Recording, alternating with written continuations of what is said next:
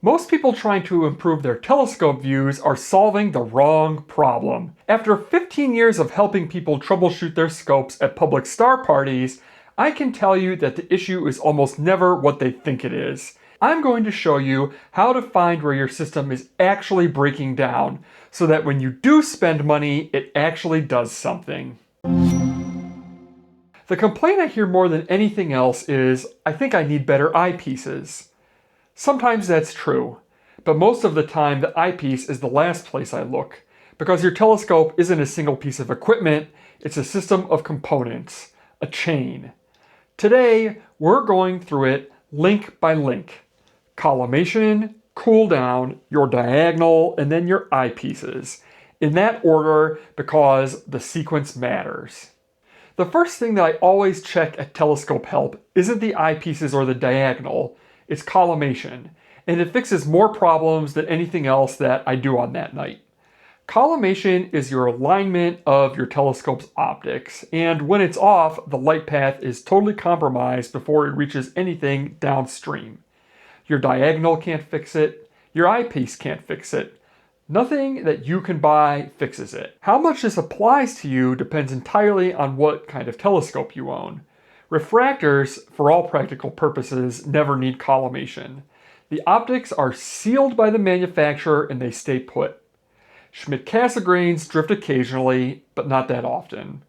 They can get by with periodic collimation, whereas solid tube Newtonians need it more regularly, especially after being transported back and forth a lot, and truss Dobsonians will need it every single time you set up.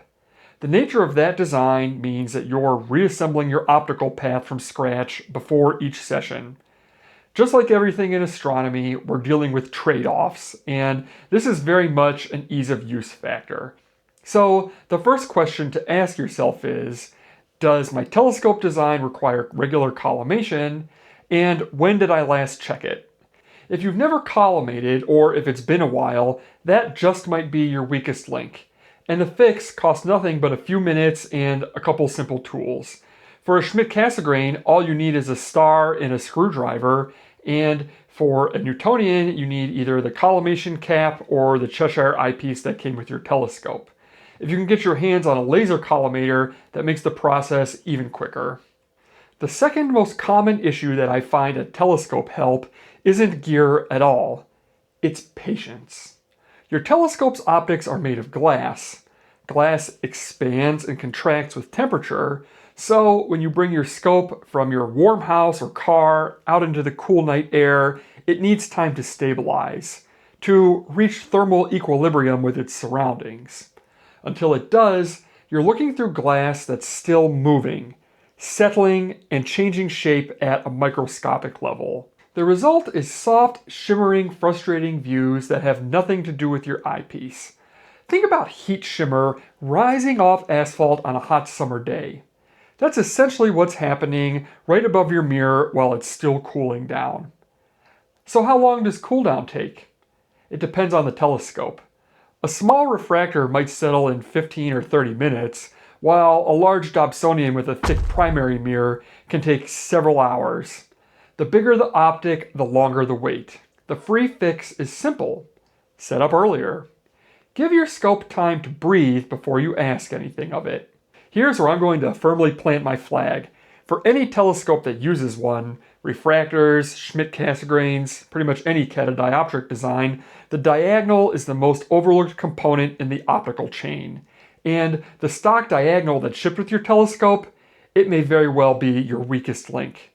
Think about what that diagonal actually does. Every single photon that reaches your eye has reflected off of it. It redirects the light path, and in doing so, it either preserves your image quality or quietly degrades it. A low-quality diagonal scatters light, reduces contrast, and costs you detail, and you never know because you've never seen your telescope without it. A quality dielectric diagonal, one with a high reflectivity coating that reflects more light to your eye with less scatter and absorption, is a genuine, meaningful upgrade for a lot of people. And here's what I love about it. You only have to buy it once. It works on every telescope you'll ever own and follows you through the hobby. It's a lifetime investment that quietly makes everything better. If you haven't looked critically at your diagonal, it's a great place to start. Now we get to the link that everyone's already thinking about. Eyepiece upgrades are the most common thing people reach for, and I want to make sure that you're reaching for the right reason. Because there are actually two reasons to buy a new eyepiece, and they lead you in completely different directions. The first reason is to fill a gap. If you've seen my video on building a functional 3 eyepiece kit, you know that a well-rounded set covers low power for wide fields, medium power for most objects, and high power for planets and tight double stars. If you're missing one of those ranges, that's a real gap, and filling it is almost always the right call. The second reason is to chase premium performance, to upgrade an eyepiece that you already have for a fancier version of the same thing. And this is where you need to slow down. Quality eyepiece upgrades in an otherwise balanced system are genuinely diminishing returns. You'll spend significantly more for improvements that are real and subtle. That's not a reason to never do it, it's a reason to go in with a clear purpose. One of the most common questions I get is about eyepiece selection. I've put together a free guide that walks you through the whole thing. The link is in the description. A few years ago, I upgraded to a Botter Planetarium BBHS. It's a premium prism diagonal with a real silver coating instead of standard aluminum. I'd already moved past the standard dielectric mirror diagonal that I'd recommend for most people. The BBHS was a further step into premium prism territory. It got more reflectivity, less scatter, and ultimately more light reaching your eye. I want to be clear that I love this diagonal. It is genuinely better than what I was using before. But here's the honest truth. At close to $600, the improvement is real and marginal. My system was already well balanced. I wasn't fixing a weak link. I was polishing a link that was already strong. The closer your system gets to dialed in, the more each incremental gain costs you.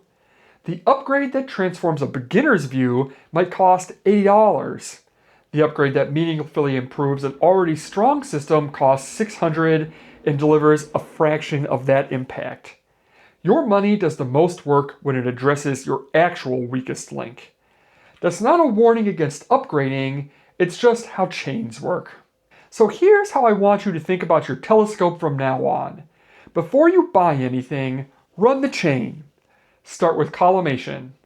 Is your optical path actually aligned? Then cooldown. Are you giving your scope the time it needs? Then look at your diagonal. Is that stock mirror quietly stealing contrast from every eyepiece you own? Then your eyepieces. Are you filling a real gap or chasing something marginal? The weakest link in your optical chain might not even be something that you can buy.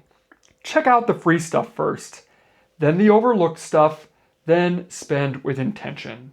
If you've got questions about your specific setup that we didn't get to tonight, I do a monthly Q&A video from questions my Patreon members submit. The link is in the description. If you want to understand why so many beginners with Newtonian reflectors are dealing with soft, blurry views that no eyepiece can fix, that video is right here. And if you want a clear framework for building out your eyepiece collection without overspending, that one's here also. Until next time, fellow Voyagers, never stop exploring.